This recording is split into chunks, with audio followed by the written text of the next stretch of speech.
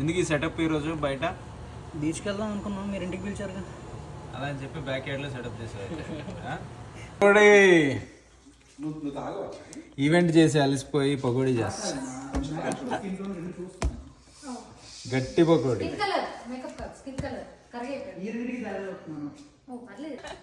ఏంటిది మన చొక్కా బండ? సిద్ధు చాయ్ బండి. ఎందుకు కావాలి? 5 రూపాయలు కావాలా?